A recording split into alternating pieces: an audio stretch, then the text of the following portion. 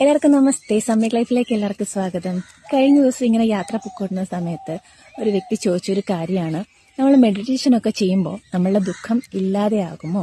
അപ്പം നമ്മൾ മനസ്സിലാക്കേണ്ട ഒരു കാര്യം, മെഡിറ്റേഷൻ ചെയ്യുന്ന ആളായിക്കോട്ടെ അല്ലാത്ത ഒരു വ്യക്തി ആയിക്കോട്ടെ, നമ്മുടെ ജീവിതത്തിലുണ്ടാകുന്ന വേദനകൾ അല്ലെങ്കിൽ ചലഞ്ചസ് അല്ലെങ്കിൽ ഉണ്ടാകുന്ന അനിശ്ചിതത്വം, ഇതൊക്കെ എന്താണ്, എല്ലാവരും എക്സ്പീരിയൻസ് ചെയ്തേ പറ്റത്തുള്ളൂ അല്ലേ?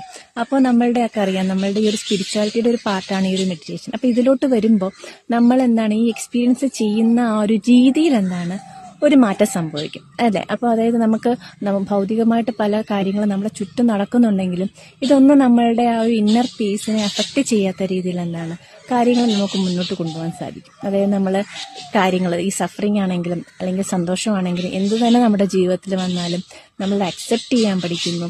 അതേപോലെ തന്നെ ഇതൊന്നും പെർമനൻ്റ് അല്ല എന്നുള്ളൊരു തിരിച്ചറിവ് നമുക്കുണ്ടാകുന്നു അല്ലേ? അപ്പോൾ ഇത്തരത്തിൽ നമ്മൾ പല കാര്യങ്ങളോടും എന്താണ് റിയാക്ട് ചെയ്തുകൊണ്ടിരുന്ന സ്ഥലത്ത് നിന്നും നമ്മൾ എന്താണ് ആ ഒരു കാര്യങ്ങൾ മനസ്സിലാക്കി ആ ഒരു അവയർനെസ്സോട് കൂടി നമ്മൾ റെസ്പോണ്ട് ചെയ്യുന്ന രീതിയിലോട്ട് ഒരു ട്രാൻസ്ഫോർമേഷനാണ് ആ ഒരു സ്പിരിച്വാലിറ്റിയിൽ സംഭവിക്കുന്നത്. അല്ലാതെ ഒരിക്കലും സഫറിങ് അവിടെ ഇല്ലാതെ ആകുന്നില്ല.